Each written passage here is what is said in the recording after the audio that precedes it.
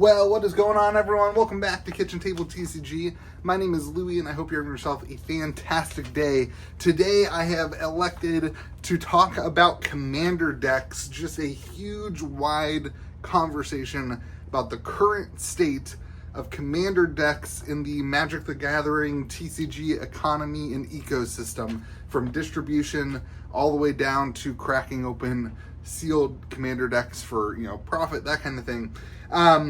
This kind of thought generated from the idea that SpiderMan, the next Magic the Gathering set, I know that's crazy. Right now we're in a space opera set, and we have Final Fantasy set, and now we have a SpiderMan set. It's like a Funko Pop now. That's what Magic's become. But that SpiderMan is not going to have Commander decks, and that is probably the biggest news and shocking thing this year for me, is that SpiderMan will have Commander decks. And I have three possibilities of reasons, as I've kind of thought through what is Wizards thinking for why SpiderMan doesn't have Commander decks. Number one, it could be that Wizards actually wants to start moving away from Commander. They actually want to start getting people to play 60 card formats again, one-on-one Magic again, and that could be their reasoning for not doing Commander. I believe there are some starter decks that are coming out. Historically, starter decks have done terrible. They've not been well received by anybody in all the history of Magic the Gathering. My favorite thing ever for Magic was dual decks, and even those kind of got the axe. But there's no longer going to be these Commander decks, right? So maybe they're moving towards the 60 card format, and that the idea is to use the IP of Marvel's Spider-Man to get people excited to play one-on-one Magic. Now, here's my issue with that. My issue with that is that for the most part, it's hard to find somewhere to play one-on-one 60 card format Magic. At least in our area, none of the stores have had any success at running Standard. I hear this from a lot of people all over the place, that all their stores do on Friday Night Magic is run Commander. Now, we do draft here at Kitchen Table Cards and Games. Wednesdays and Fridays, we host a draft, and we have a full draft pod both days. So there's a lot of excitement about Limited, I think, at a lot of places, certainly here. But from a Standard component, it just doesn't seem like people are that interested in playing. So I don't really buy the idea that Wizards is going to get people interested, and they believe that they'll have somewhere to go and take that interest. I just don't firmly believe it, unless they're trying to get them to go to Arena or that kind of thing. The second thought, and this is something I said a couple weeks ago on the podcast. If you don't watch our podcast on Friday mornings, we do May the Zoo Be With You. It is a wild show. It is a lot of fun. But on the podcast, I came up with this idea that, and I speculated that Wizards is actually going to be, circumnavigating the distro model on Commander decks, and they're actually going to release Spider-Man Commander decks on Secret Lair. And I firmly believe that this is a possibility, and I think it's something that Wizards will eventually do. I've said this before too. I think we will eventually see a full Magic the Gathering set released on Secret Lair. I think that is their end goal. That's the desire, and that they are constantly working towards that in a way to make it feel like a natural progression. We've seen Commander decks, obviously, at Secret Lair.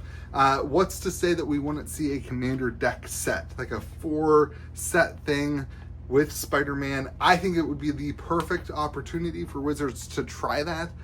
It would certainly sell out like crazy.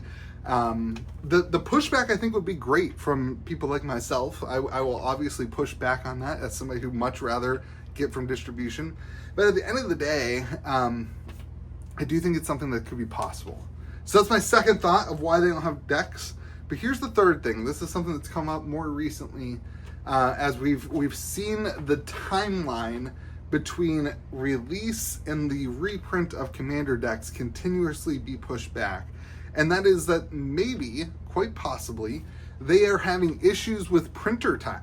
And that they, a year ago, 2 years ago, whenever they started the development cycle for Spider-Man, they kind of said, hey, we need to find a set that doesn't print commander decks because commander decks take up so much time to print and to box and to package and to ship. They're bigger. It's a much larger scale thing for a much smaller profit margin for them. If they make collector boxes, think about how much money they can pack into a collector box, a little tiny shape. Whereas a commander deck, you need, I don't know, what do you need, 5 different commander deck sets to equal one collector box for them. So they say, hey man, we need to pause, do a set without commander decks so that we can catch up on printing or do another thing down the road. I think that could be another reason they didn't do the commander deck stuff. But here's the overarching thing. Commander decks have been absolutely on a tear this year. Take a look at like Warhammer 40K. Pause this. I'm not going to put it up there. Take a look at Warhammer 40K decks. They are astronomically expensive. The Commander Masters Sliver deck right now is $380. I know that because we sold one for $265 and somebody said, hey, you had a great deal on that Commander Masters deck. Thank you so much. And I was like, yeah. In my head, I was like, well, we just hadn't updated our price. And then in reality, I was like, yeah, that's what we do. We give great deals. You know what I mean? Like, that's what we do. But things are going like astronomical. I think like the reality is most people buy a commander deck set and crack it open and play it. Most stores, our allocations on Edge of Eternity for commander decks, terrible. We got hardly any compared to what we are ordering, right? It's crazy how much the allocations have been cut back. It's crazy how much the reprints have been cut back. And at the end of the day, these commander decks are just going crazy up in value because the demand is still there for all that stuff. I don't know what happens to like Lord of the Rings and Fallout. It seems like distro this past month has kind of finally run out of Lord of the Rings. On the bottom of the Lord of the Rings case, it says revision 4. So this is definitely like the 4th time that they have reprinted Lord of the Rings decks. I'm not sure how much more they can reprint those, but those and Fallout, if those see a similar trajectory to like the Warhammer decks, which I know were much, much lower printed, the reprints were much lower, those things are crazy. Like the value and the demand for commander decks is absolutely outstanding.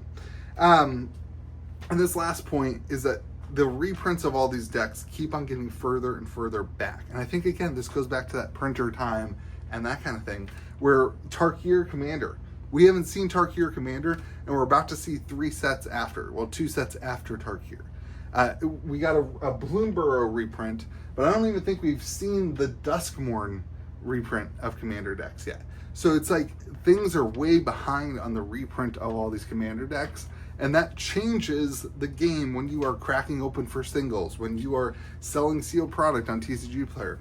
If you're a store, and for us we have the Gold Wizards program, so a lot of our stuff ends up going to those Gold Wizards who crack open commander decks. A lot of them crack open commander decks to break open for singles. But if you're a store that doesn't have that type of thing going on, and you have the means to just kind of sit back on commander decks, that's a huge, if your local demand isn't what you're on, what the potential is, my point saying, if you can hold on to extra commander decks, that's crazy. The amount of supply just seems to keep on dwindling and dwindling and dwindling to our allocations on everything. So all this to say, where do we end with this? Whether you are a sealed collector or whether you are wizards, to understand how big the commander economy is, it's wild. The demand for the commander decks doesn't just stop. Like the Sliver deck. Yeah, that deck was kind of dead in the water 2 years ago. But all of a sudden they printed out some more Sliver stuff, and it's skyrocketing because who doesn't like Slivers? And they put stuff in the deck that's hard to reprint. It's hard to reprint a Sliver Grave Mother. Where are you going to put it other than a secret layer? And so these are really becoming an interesting thing for stores who want to make sure they have stuff on the shelf, for collectors who collect sealed product, but also if you are looking to just play these decks, I think it's a really, really smart move to just go ahead And when your local store puts up pre-orders at a good price for the full Commander deck set, just pre-order it. If you have the funds, if you have the means to do that, because it seems like the price at release, if you can get it, a good price from your local store. I'm not talking about like the higher end prices when the market picks up and that kind of stuff. If you can get a good price from your local store on release, it seems like those are great opportunities, and you don't know what's going to happen down the line as things get more expensive and less printed. So those are my thoughts on Commander decks. If you're cracking Commander decks for singles, you're doing really good right now too, especially with the sample pack like Final Fantasy. I think the EV of a Final Fantasy set is like $380, and that doesn't include the sample pack price. I mean, it's just crazy, the value in these decks. So let me know your thoughts. Is Spider-Man gonna see a secret layer one? That would be, if I call that and that is right, that'll be the best call ever on the channel. But have yourselves a great day. Be kind to the people around you. We'll see you again next video.